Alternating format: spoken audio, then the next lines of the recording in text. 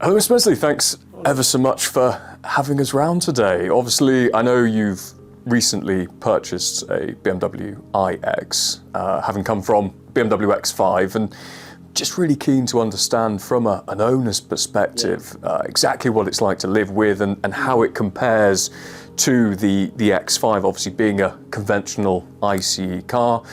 I think one of the main things that people would really like to know is things such as, how long does it take to charge the iX?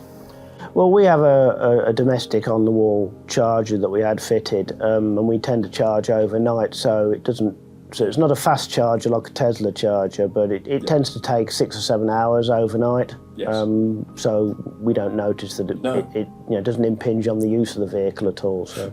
Brilliant. And I mean, do you sort of use the application of the phone app to sort of check sort of charging parameters and set charging parameters? So obviously it can be pre-configured so that obviously if you're not using it overnight, you can set it off, and then when you come to use it the next day, it's all ready to go. Yeah, we've both the wife and I have both got the app, and it tells us where it's at and when it thinks it's going to finish and so on. So it's not a nice, useful tool to have. Brilliant. Yes, absolutely. Well, I mean, I think another thing that people are probably quite keen to know is how much does it cost roughly to charge, especially relative to obviously you had the X5 before, of course. Typical full charge, how much are you finding that that's costing you? At home domestically, depending on what time of day we charge, it can be between sort of £40 and £50 to go from fairly flat to full. But putting that into perspective, with the X5, if you were filling it now with the price of diesel, you may be talking knocking your way towards 3 times that. Full charge, how long are you finding that's lasting in terms of miles and duration of time? We find that it gets pretty close to what they say on the tin, so sort of 350 plus miles. For us locally, it's 7 to 10 days between charges, because it's obviously not the only car that we use. But yeah, I mean, it's no more often or no more frequently than would be filling up a normal ICE car. So that's fantastic. And do you need to charge it fully every time you charge it, or are you finding that it's very much sort of dependent on your sort of schedule and the types of journeys that you're looking to be doing? Are you generally charging it from a sort of a low or empty point to a full charge every single time? Or are you sort of charging it sort of a proportion of the capacity based on what your sort of schedule is looking like for the next few days? I mean, what we tend to do is, like with most things, I've always been sort of thought that with phones or anything else, you've always been told that it's better for the product to charge from a fairly low ebb to full rather than top up all the time. So that's what we've tended to try and do with the car since we've had it. I noticed you've got a really nice caravan outside. Are you using the iX for towing? And if so, how much of an effect is that having on the range? And do you have any tips for maximising the available range? Yeah, we do use it for towing the caravan. That was key to getting the product. We'd only look at an electric vehicle if we could tow. Yes. Obviously, the iX is rated for 2.5 tonnes, so it's it's well boss of the caravan. Towing, we've found so far, it pretty much halves the range, which still gives us sort of 150, 160 as a sensible between charge range. We just need to plan the stops accordingly, and so far that's not proved to be a problem. I've noticed that using the adaptive cruise control helps very much with the range, as does the usual parameters of sort of keeping the tyre pressures well up and trying to drive as smoothly as possible. But outside of that, it's very much trying to use the cruise control and trying to be as smooth as possible, and you tend to get a bit more out of it. Oh, fantastic. That's really good to hear. I mean, one other thing that, in fact, I personally as well, quite curious about is, do you find it difficult managing to charge away from home? Is there an issue surrounding the availability of public charging points, and also once you find them, are they generally available for you to use? What I've found so far is, again, it's a little bit of planning. Look at one or two alternatives on your route just in case one's not working. I have found that occasionally where one's not been online or something, so you just go a bit further up the road and pop it in. But I found the process very simple when I've got there. We have joined several charging apps. Yes. So we've got 2 or 3 cards in the car at any one time. So if it's not a public charge point where we can just use the contactless card, then we're a member of 2 or 3 things that we can also do. So it's fairly flexible in that respect. Fantastic. And you're finding obviously that the availability, particularly of sort of rapid chargers, sort of 50 kilowatt an hour and above, you're finding that they're becoming more and more prevalent.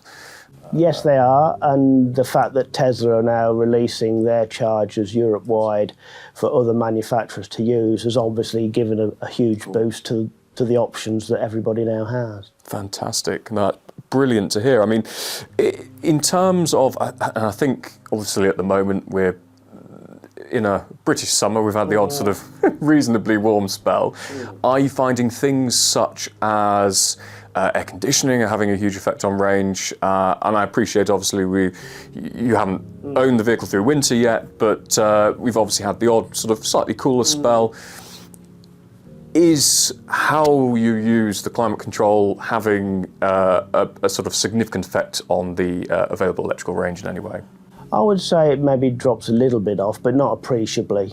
Not appreciably. I mean, we don't sort of have everything. We try not to have everything on at once and sort of that sort of thing. But you know, I just have. I mean, I'm one for tending to put something on auto and sort of leaving it be. So it just sort of chugs away in the background then. So from that point of view, it's not really. I've not noticed anyway that it's made any sort of impact on what we want to do or where we want to be. Another thing as well, obviously, myself being a sort of dyed-in-the-wool petrol head and being very familiar with the X5, how was that transition from obviously, you know, sort of comparative size ICE internal combustion engine SUV to a fully electric alternative? Did you find that there was sort of an adverse effect on sort of your usage in terms of the practicality and the versatility of the vehicle? You know, how, to summarise, how was that transition process? The transition process was a lot easier than I thought it was going to be, to be fair. I did wonder, you know, when I changed, never having driven electric before, but I find it, yeah, I mean, it's not dissimilar from an automatic. You're not waiting for any gear changes, and the power's completely linear. Yes. So it's, you know, from that point of view, it's better. I find. I mean, especially with towing, you sort of sometimes half have to look in your mirror and make sure the thing's not dropped off the back, because it's that. You know, it's that much in control of it. So yeah, I mean, and I think if anything, with the low centre of gravity of having the batteries where they are, of course, I think it rides, if anything, better than the X5 did. Obviously, you found the transition a pretty simple process. You know, there wasn't a great deal of adjustment required. No, not really. No. What were your main concerns before switching to electric, and have these occurred or been alleviated if they have occurred in any way? I think because of one of the principal reasons that we used the vehicle for, and the X5 previously for, was to tow. I was sort of concerned that it'd be worse than what it's turned out to be. You know, I was concerned it was going to say sort of 350 plus for a normal range, and all of a sudden it's 100 miles, and you're trying to find a charger. Yes. Because we do travel down to the middle of France with the caravan, and sort of charging every 100 miles would be a pain more than anything else. But I've not found that to be an issue. We've not been down there with it yet, but we have done some sort of higher range towing in the UK with it, and it's not proved to be a problem. We've got somewhere and fast charge when we've got down there, that sort of thing. So the range thing hasn't been an issue, and to be honest, so far finding a suitable charger hasn't been a real problem either. So those were the two real things, to be perfectly honest, and they've not materialised thus far, so we're quite happy. Fantastic. Really, really good to hear. I mean, obviously you've mentioned the towing aspect and everything else, and that's sort of one of your primary uses for the iX. But, I mean, what do you find that you personally like most about obviously having an electric car now and electric mobility in general? I think the linear delivery of the power is very good. There's no, with no gear changes and whatnot as well. With the weight of the batteries, I find they do ride very well. Yes. I mean, I have the iX. I was lent an i4 the other day for something, and that was much the same. It rode, very well, and of course, this being an iX50. Until the 60 comes out, that's obviously the most powerful one at the moment, but also the best range. Yes. But the performance is sort of laugh out loud funny, if you, for want of a better term. Absolutely. If you want to sort of nip away from the lights or something, you sort of do get some people sort of think, absolutely. hang on a minute, sort of thing. What's that sort of? So it's an all-round. It's quite a pleasurable drive. It is quite a pleasurable drive. Very smooth drive. Obviously, sounds though you've been getting along with it really well, which is fantastic to hear. Would you recommend switching to electric to friends and family? Yes, I would. I think just do your research for what you want the vehicle for. I think if you're not towing with it, then yes, there's absolutely no reason to not do it. And we don't know where the fuel prices are going to go with what's happening in the world at the moment. Yes. So one would assume they'll come back at some point, but they rarely, if ever, come back to the level that they started from.